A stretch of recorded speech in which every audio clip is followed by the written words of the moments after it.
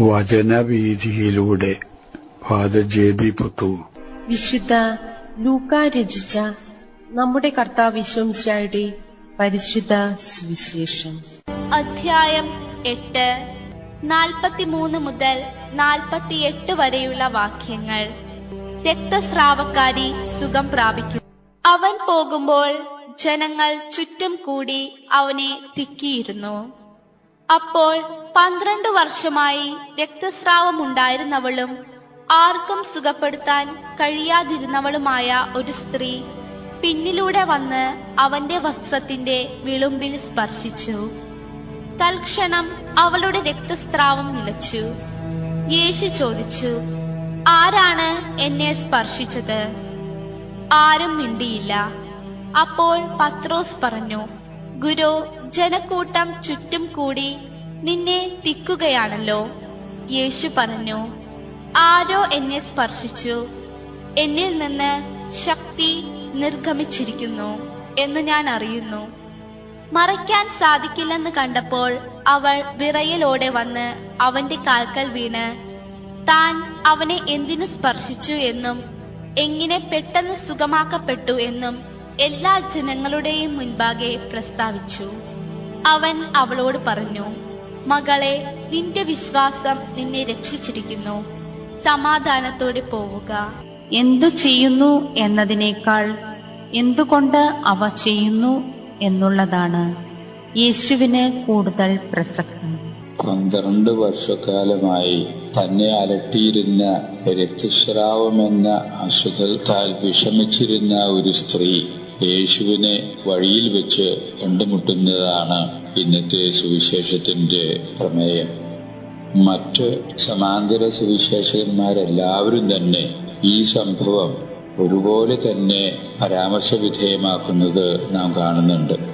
ശിഷ്യന്മാരുമൊത്ത് യേശു ജായിറൂസിന്റെ ഭവനത്തിലേക്ക് പോകുന്ന വഴിമധ്യയാണ് ഈ സ്ത്രീ യേശുവിനെ കണ്ടുമുട്ടാനിട വരുന്നത്. ശിഷ്യന്മാർക്ക് പുറമെ സാമാന്യം വലിയൊരു ജനക്കൂട്ടവും യേശുവിന്റെ കൂടെ ഉണ്ടായിരുന്നു എന്നാണ് സുവിശേഷങ്ങളിൽ നിന്ന് നാം മനസ്സിലാക്കുന്നത്. രോഗിണിയായിട്ടുള്ള സ്ത്രീ വിശ്വാസത്തിന്റെ ആഴത്തിൽ തന്നെ യേശുവിനെ ഒന്ന് കാണാനും യേശുവിന്റെ ശ്രദ്ധയിൽ തന്റെ സ്ഥിതിവിശേഷം കൊണ്ടുവരാനും ഉദ്ദേശിച്ച് ആണ് യേശുവിന്റെ അടുത്തെത്തിയിരിക്കുന്നത്. പക്ഷേ യേശുവിനെ സമീപിക്കുന്നതിന് ഈ സ്ത്രീക്ക് ജനക്കൂട്ടം മൂലം സാധിക്കുന്നില്ല. ഈ സ്ഥിതിവിശേഷത്തിലാണ് ആ സ്ത്രീ തന്റെ ദുരാവസ്ഥ യേശുവിന്റെ ശ്രദ്ധയിലേക്ക് കൊണ്ടുവരണം എന്നുള്ള നിശ്ചയദാർഢ്യത്തിന്റെ അടിസ്ഥാനത്തിൽ തന്നെ അല്പം ബുദ്ധിമുട്ടി തന്നെ അല്പം അവിവേകമാണ് എന്ന് മറ്റുള്ളവർക്ക് തോന്നാവുന്ന വിധത്തിൽ തന്നെ ജനങ്ങളുടെ ഇടയിൽ നുഴഞ്ഞു കയറി യേശുവിന്റെ അടുത്ത് എത്താൻ ശ്രമിക്കുന്നു. കൈനീട്ടി യേശുവിന്റെ പുറം വസ്ത്രത്തിന്റെ വിളുമ്പില് ആ സ്ത്രീക്കൊന്ന് തൊടാൻ അവസരം കിട്ടി. അപ്രതീക്ഷിതമായ രീതിയിൽ യേശു ഉടനെ അവിടെ നിൽക്കുന്നു. ആ സ്ത്രീ പകച്ചു കാണും. യേശു തിരിഞ്ഞു നിന്ന് ചോദിക്കുന്നു, ആരോ എന്നെ സ്പർശിച്ചുവല്ലോ. ആ അവസരത്തിലാണ് ശിഷ്യന്മാരുടെ വക്താവ് എന്ന രീതിയിൽ ഉള്ള ശമയോൻ പത്രോസ്, അത് എന്ത് വിസ്മയം ഇരിക്കുന്നു ഗുരു, അങ്ങയെ തൊട്ടുരുമ്മി തള്ളിയാണ് ജനങ്ങള് കൂടിയിരിക്കുന്നത് ചുറ്റും എന്ന് അങ്ങേക്ക് അറിഞ്ഞുകൂടെ? അപ്പോ എല്ലാവരും തന്നെ തൊടുകയും തള്ളുകയും ഒക്കെ ചെയ്യുന്ന ഈ സ്ഥിതിവിശേഷത്തില് ആരോ എന്നെ തൊട്ടു എന്ന് ചോദിക്കുന്നതില് എന്താ ഔചിത്യം ഇരിക്കുന്നത് എന്ന രീതിയിലാണ് ശമയോൻ പത്രോസ് ആ അവസരത്തിൽ യേശുവിനോട് ചോദിക്കുന്നത്. യേശു അതിന് ഉത്തരം എന്ന രീതിയിൽ വീണ്ടും ദൃഢസ്വരത്തിൽ തന്നെ പറയുന്നു, അല്ല, ആരോ എന്നെ സ്പർശിച്ചിട്ടുണ്ട്.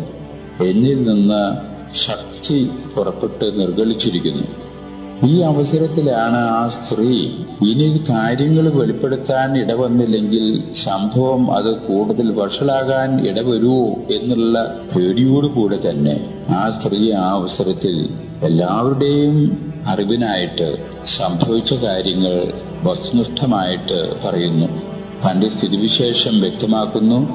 അതിന്റെ അടിസ്ഥാനത്തിൽ യേശുവിനെ കാണണമെന്നുള്ള ആഗ്രഹിച്ചാണ് താൻ വന്നതെന്ന് വെളിവാക്കുന്നു. ആ ആഗ്രഹത്തോടു കൂടി യേശുവിന്റെ വസ്ത്രത്തിന്റെ വിളുമ്പിലാണ് ഞാനൊന്ന് തൊടാൻ എനിക്ക് അവസരം കിട്ടിയത്. അത് തൊട്ടുടനെ അപ്രതീക്ഷിതമായ രീതിയിൽ എന്റെ അസുഖം മാറിയെന്ന് ആ സ്ത്രീ അവിടെ സാക്ഷ്യം എന്ന രീതിയിൽ തന്നെ വെളിപ്പെടുത്തുന്നു. യേശു അതിന് ഉത്തരമായിട്ട് പറയുന്നു, മകളെ, നീ സമാധാനമായി പോകുക, നീ സ്വസ്ഥമായിരിക്കുന്നു. യേശുവാകുന്ന വ്യക്തിയിലൂടെ നിരന്തരം പ്രവർത്തിച്ചു കൊണ്ടിരിക്കുന്ന ദൈവീകത നിർഗളിക്കുന്ന രീതികളായിരുന്നു അത്. പക്ഷേ ആ പ്രസരണം ഏറ്റുവാങ്ങുന്നതിന് സാധിച്ചത് യഥാർത്ഥത്തിൽ വിശ്വസിക്കുന്ന വ്യക്തിക്ക് മാത്രമേ അതിന് സാധിച്ചുള്ളൂ എന്നുള്ളതാണ് സുവിശേഷത്തിൽ നിന്ന് നാം മനസ്സിലാക്കുന്നത്. എല്ലാവരും യേശുവിനെ തൊട്ടു എന്നൊരിക്കലും ഈ സ്ത്രീ യേശുവിന്റെ ശരീരത്തിൽ പോലും സ്പർശിക്കാൻ ഇടവരാതെ വസ്ത്രത്തിന്റെ വിളിമ്പിൽ മാത്രം സ്പർശിച്ചു. അവിടെ ദൈവിക പ്രസരണം അനുഭവപ്പെടുന്നു, സൗഖ്യമായിട്ട് തീരുന്നു.